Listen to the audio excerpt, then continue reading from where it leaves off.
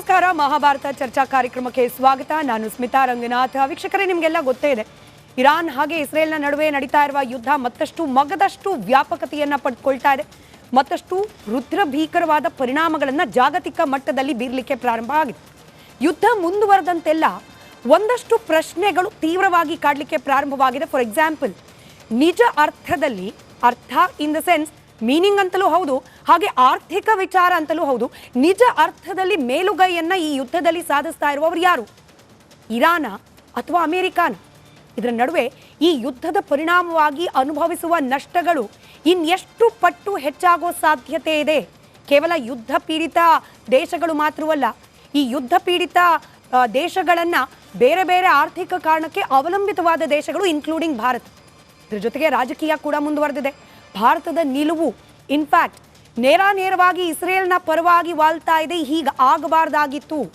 ಇಸ್ರೇಲ್ನಲ್ಲಿ sitting ಲೀಡರ್ನ ಹತ್ಯೆಯನ್ನ ಖಂಡಿಸಬೇಕಾಗಿತ್ತು Bharat. ಲೀಡರ್ನ ಖಂಡಿಸ್ಲಿಲ್ವಾ, ಲೀಡರ್ನ ಹತ್ಯೆಯನ್ನ ಖಂಡಿಸ್ಲಿಲ್ವಾ, ಪರವಾಗಿಲ್ಲ.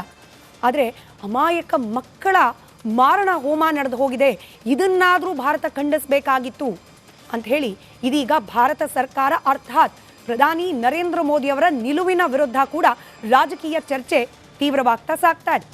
ಇಷ್ಟು ವಿಚಾರಕ್ಕೆ ಸಂಬಂಧಪಟ್ಟಂತೆ ಹುಟ್ಟಿರುವ ಅನೇಕ ಪ್ರಶ್ನೆಗಳಿಗೆ ಉತ್ತರವನ್ನು ಕಂಡುಕೊಳ್ಳೋ ಪ್ರಯತ್ನವನ್ನು ಇವತ್ತಿನ ಮಹಾಭಾರತ ಚರ್ಚಾ ಕಾರ್ಯಕ್ರಮದಲ್ಲಿ ಮಾಡ್ತಾ ಹೋಗೋಣ. ಇವತ್ತಿನ ಕಾರ್ಯಕ್ರಮದಲ್ಲಿ ಕಾಂಗ್ರೆಸ್ನ ವಕ್ತಾರರಾದ ನಟರಾಜ್ ಗೌಡ್ರಿದ್ದಾರೆ, ಬಿಜೆಪಿ ವಕ್ತಾರರಾದ ಅಶೋಕ್ ಗೌಡ್ರಿದ್ದಾರೆ, ರಕ್ಷಣಾ ಕ್ಷೇತ್ರದ ವಿಶ್ಲೇಷಕರಾದ ಗಿರೀಶ್ ಲಿಂಗಣ್ಣ ಸರ್ ಇದ್ದಾರೆ, ಮುಸ್ಲಿಂ ಮುಖಂಡರಾದ ಉಮರ್ ಶರೀಫ್ ಅವರಿದ್ದಾರೆ, ಅಂತಾರಾಷ್ಟ್ರೀಯ ವಿಶ್ಲೇಷಕರಾದ ಚಂಬಿ ಪುರಾಣಿಕ್ ಸರ್ ಹೊರಗಿನಿಂದ ಕನೆಕ್ಟೆಡ್ ಇದ್ದಾರೆ. ನಮಸ್ಕಾರ, ಕಾರ್ಯಕ್ರಮಕ್ಕೆ ಸ್ವಾಗತ ಸರ್. ಹಾಗೆ ಅನಿವಾಸಿ ಭಾರತೀಯ ಸಮಿತಿಯ ಮಾಜಿ ಉಪಾಧ್ಯಕ್ಷರಾದ ಆರತಿ ಕೃಷ್ಣ ಅವರು ಜಾಯ್ನ್ ಆಗಿದ್ದಾರೆ. ನಮಸ್ಕಾರ, ಎಲ್ಲರಿಗೂ ಕಾರ್ಯಕ್ರಮಕ್ಕೆ ಸ್ವಾಗತ. ನಾನು ಮೊದಲನೇದಾಗಿ ಗಿರೀಶ್ ಸರ್ ತಮ್ಮಿಂದಲೇ ಪ್ರಾರಂಭ ಮಾಡ್ತೀನಿ. ಹೂ ಇಸ್ ವಿನ್ನಿಂಗ್ ಈಗ ಸದ್ಯಕ್ಕೆ? ಯಾಕಂದರೆ ಒಂದಷ್ಟು ರಿಪೋರ್ಟ್ಗಳನ್ನು ಓದ್ತಾ ಇದ್ದೆ, ಸರಿಸುಮಾರು $20,000-30,000 ಬೆಲೆ ಬಾಳುವ ಡ್ರೋನ್ಗಳನ್ನು ಬಳಕೆ ಮಾಡಿಕೊಂಡು ಇರಾನ್ ಅಮೇರಿಕಾದ $1-4 ಮಿಲಿಯನ್ ಬೆಲೆ ಬಾಳುವ ಇಂಟರ್ಸೆಪ್ಟರ್ಗಳನ್ನು ಒಂದು ರೀತಿಯಲ್ಲಿ ನಾಮಾಶೇಷ ಮಾಡ್ತಾ ಇದೆ. ಅಲ್ಲಿಗೆ 200:1 ಅನ್ನೋ ಲೆಕ್ಕಾಚಾರ. $200 ಅಮೆರಿಕಾದು ಇಲ್ಲಿ ವ್ಯಯ ಆಗ್ತಾ ಇದ್ರೆ ಇರಾನ್ ಖರ್ಚು ಮಾಡ್ತಿರೋದು $1 ಲೆಕ್ಕಾಚಾರ ಅಂತ ಹೇಳಿ ನಿಜವಾಗ್ಲೂ ಯಾರು ಮುನ್ನಡೆಯನ್ನು ಸಾಧಿಸ್ತಿದ್ದಾರೆ ಅಂತ? If you see the defense strength, no doubt America and Israel is technologically strength, ಮತ್ತು ಡಿಫೆನ್ಸ್ ಅಲ್ಲಿರೋ strength, they are extremely very high and incomparable to Iran. But Iran is ಎಷ್ಟು ಮ್ಯಾಕ್ಸಿಮಮ್ ಎಕನಾಮಿಕಲಿ ಡ್ಯಾಮೇಜ್ ಮಾಡಬೇಕು ಅವ್ರಿಗೂ damage ಮಾಡ್ತಿದೆ, ಸುತ್ತಮುತ್ತಲ ಇರೋ Gulf ಕಂಟ್ರೀಸ್ಗೂ damage ಮಾಡ್ತಿದೆ, ವಿಶ್ವಕ್ಕೂ damage ಆಗ್ತಾ ಇದೆ. So this is what their aim is. They know that they cannot win the war. Win ಮಾಡೋಕ್ಕೆ ಕಷ್ಟ ಆಗಲ್ಲ. ಹಂಗೆ ಅಂದ್ಬಿಟ್ಟು ಇರಾನನ್ನು ಹೊಸ ದೇಶ ಸೃಷ್ಟಿಸ್ತೀವಿ ಅಂತ ಇವ್ರ ಕೈಲೂ ಮಾಡೋಕ್ಕಾಗಲ್ಲ. ಬಿಕಾಸ್ ಆಫ್ಘಾನಿಸ್ತಾನ್ ಮಾಡೋಕ್ಕಾಗಲಿಲ್ಲ, ಲಿಬಿಯಾ ಮಾಡೋಕ್ಕಾಗಲಿಲ್ಲ, ಇರಾಕ್ ಮಾಡೋಕ್ಕಾಗಲಿಲ್ಲ. Do you think Iran is such a big ದೇಶ, ಅದನ್ನು ಸರಿ ಮಾಡೋಕ್ಕಾಗತ್ತಾ? ಮಾಡೋಕ್ಕಂತೂ ಆಗಲ್ಲ.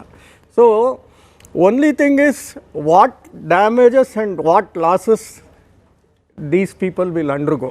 ಈಗಾಗಲೇ ಇಸ್ರೇಲ್ ನೀವು ಹೇಳ್ದಂಗೆ ಆ್ಯರೋ ಟು ಮಿಸೈಲ್ ತಗೊಂಡ್ರೆ $4 ಮಿಲಿಯನ್ ಒಂದು arrow to missile.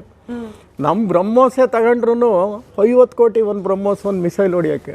I am telling you the cost.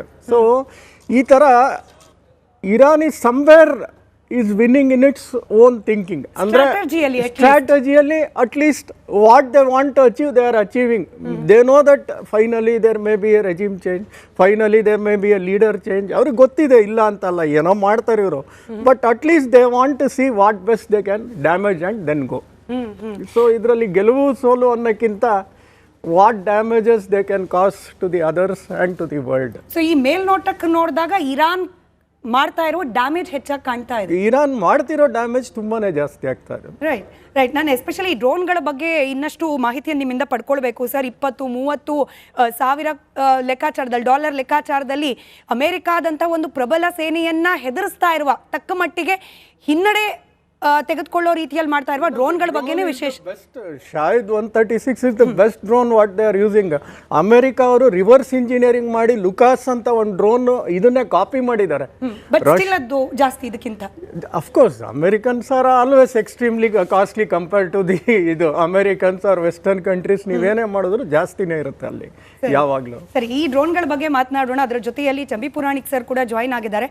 Chambi sir, ಈಗ ಅಮೆರಿಕ ಹಾಗೆ ಇಸ್ರೇಲ್ ಜಂಟಿಯಾಗಿ ದಾಳಿ ನಡೆಸಿದೆ ಸರಿಯೇ, ಬಟ್ ಯಾರು ಹೇಳ್ದಾಗ ಯಾರು ಕೇಳ್ತಿದ್ದಾರೆ, ಯಾರ ತಾಳಕ್ಕೆ ತಕ್ಕಂತೆ ಯಾರು ಕುಣಿತಿದ್ದಾರೆ, ಯಾರಿಗೋಸ್ಕರ ಯುದ್ಧ ನಡೀತಾ ಇದೆ ಅನ್ನೋ ಪ್ರಶ್ನೆ ಅನೇಕರನ್ನು ಕಾಡ್ತಾ ಇದೆ. ಇಸ್ರೇಲ್ಗೋಸ್ಕರ ಅಮೆರಿಕ ಯುದ್ಧ ಮಾಡಿದ್ದ ಅಥವಾ ಅಮೆರಿಕ ತನ್ನ ಹಿತಾಸಕ್ತಿಗೋಸ್ಕರ ಇಷ್ಟೆಲ್ಲ ಯುದ್ಧಕ್ಕೆ ಕೈ ಹಾಕ್ತಾ ಅಂತ ಹೇಳಿ?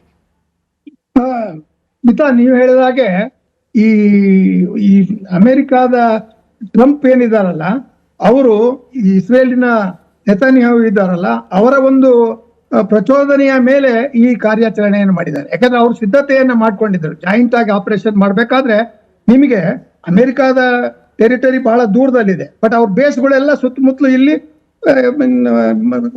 ವೆಸ್ಟ್ ಏಷ್ಯಾದಲ್ಲಿ ಅಥವಾ ಮಿಡ್ಲ್ ಈಸ್ಟ್ ಅಲ್ಲಿ ಇರ್ತಕ್ಕಂಥದ್ದು ಎಲ್ರಿಗೂ ಗೊತ್ತಿದೆ, ಅದು ಇರಾನ್ಗೂ ಸಹ ಗೊತ್ತಿದೆ. ಸೊ ಅದರಿಂದ ಇಲ್ಲಿ ನೆತಾನ್ಯಾಹು ಅವರು ಇದಾರಲ್ಲ, ಅವರ ಒಂದು ಟೈಮಿಂಗ್ ಇದೆಯಲ್ಲ, ಆ ಟೈಮಿಂಗಿಗೆ ಟ್ರಂಪ್ ಒತ್ತಡಕ್ಕೊಳಗಾಗಿದ್ದಾರೆ. ಒಂದು. ಎರಡನೇದು, there is a powerful lobby on behalf of Israel in American Congress.